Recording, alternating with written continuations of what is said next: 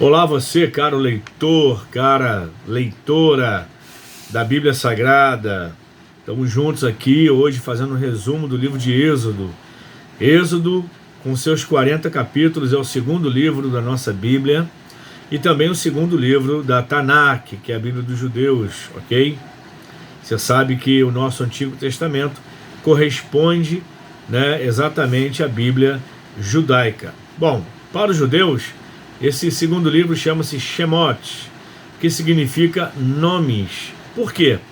Porque é a palavra-chave do primeiro versículo do livro, que diz assim, estes, pois, são os nomes dos filhos de Israel que entraram no Egito com Jacó, cada um entrou com a sua casa.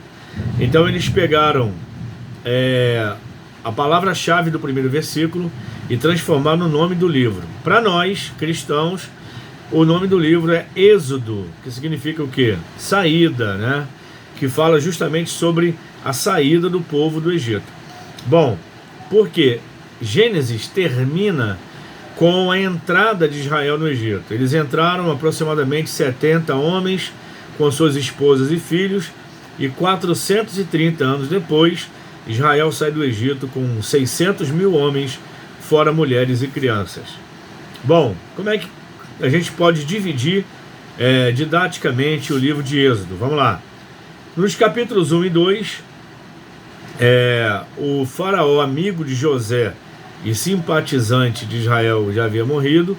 Um outro faraó assume o seu lugar, e aí começa toda a perseguição, porque ele tinha medo de Israel, que já numeroso que era, se rebelasse contra o Egito e tomasse o poder. Então ele aumentou a carga de serviço, de maneira que Israel começasse a sofrer demasiadamente. Com o clamor de Israel, Deus aparece para Moisés. Não poderia ser outro, Aquele que foi tirado das águas e criado como filho da filha de Faraó.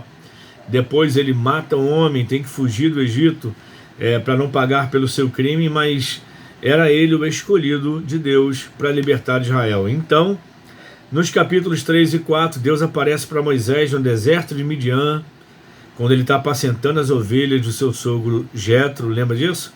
E no meio de uma sarça que pegava fogo, mas não se consumia, ele ouve a voz de Deus e recebe o chamado de Deus para voltar para o Egito, para libertar Israel. Ele tem medo. Deus então opera 2 sinais ali que o convencem de que o poder de Deus seria suficiente para convencer Faraó a deixar Israel sair. Deus já havia preparado Moisés que não seria uma missão fácil, mas seria uma missão possível. Bom, ele vai ao Egito, e dos capítulos 7 a 12, Deus opera 10 pragas através de Moisés e Arão lá no Egito para convencer Faraó a libertar o povo. Obviamente ele não aceita, até a 10ª praga, que é a morte dos primogênitos, onde o próprio primogênito de Faraó também morre. Ali Israel sai do Egito e atravessa o Mar Vermelho.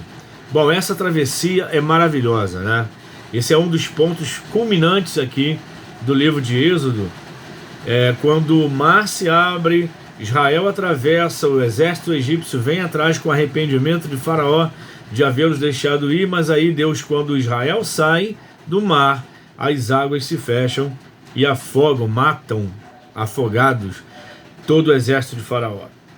Capítulo 14, travessia do Mar Vermelho.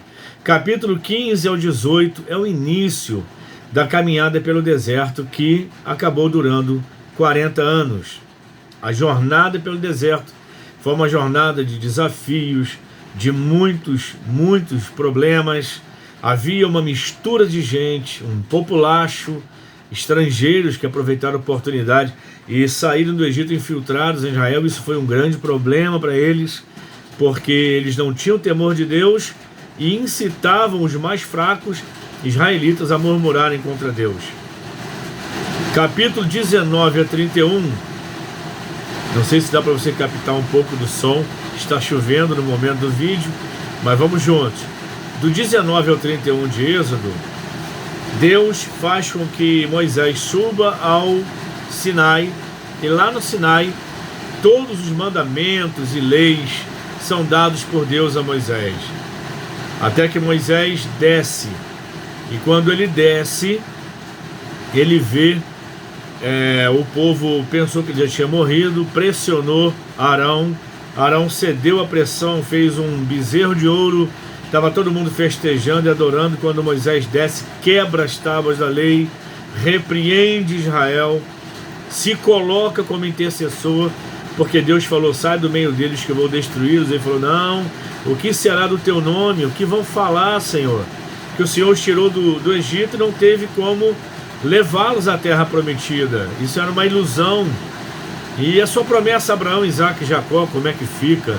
Então Deus se arrependeu, ou seja, mudou de opinião, e muita gente de Israel foi punida, mas Deus chama Moisés de novo para o monte, e uma segunda edição das tábuas da lei são dadas a Moisés, e ali também fala sobre o tabernáculo, sobre todos os utensílios do tabernáculo, né?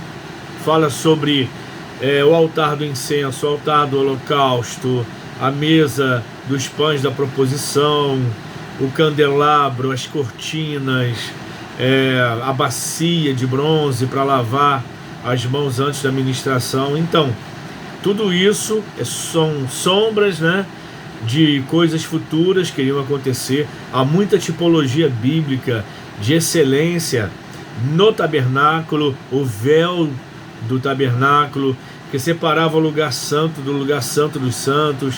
Muita coisa ali aponta para Jesus, e a gente vai entender isso no Novo Testamento, e também tem uma explicação brilhante do autor do livro aos Hebreus, da carta aos Hebreus, né, melhor dizendo. No capítulo 32 ao 34, então, tem essa questão do bezerro de ouro, e a segunda edição vai até praticamente o capítulo 35 até o 40, né? Quando Moisés recebe de Deus para passar a Israel todas as leis, mandamentos, festas sagradas, dias sagrados e detalhes, como eu disse, de todo o tabernáculo e seus utensílios, o ministério, né, do sumo sacerdote, que é Arão, que vai ser depois mais esmiuçado no livro de Levítico, ok? Segura aí. Mas assim é o livro de Êxodo, né? Os temas principais do livro de Êxodo: libertação do Egito, obediência à lei de Deus, presença divina e providência divina. Tópicos próprios, ou seja, coisas que só aparecem no Êxodo, no livro de Êxodo. O maná, que era o pão que descia do céu toda manhã para alimentar o povo. As codornizes, que eram aves que desciam sobre o acampamento e os seus arredores toda tarde para eles comerem carne. Água da rocha, que mais de uma vez brotou para que o povo saciasse a sua sede. O rosto de Moisés resplandecendo depois que ele desce do Sinai pela segunda vez. Ou seja, são elementos que enriquecem o livro de Êxodo e fazem desse livro um livro maravilhoso, e por isso que nós estamos lendo a Bíblia de novo, e vamos fazer isso todos os anos, sempre que Deus nos permitir. Então, queridos, fica aqui esse resumo, ok, objetivo do livro de Êxodo. Continue firme, brevemente aí, o resumo do livro de Levítico.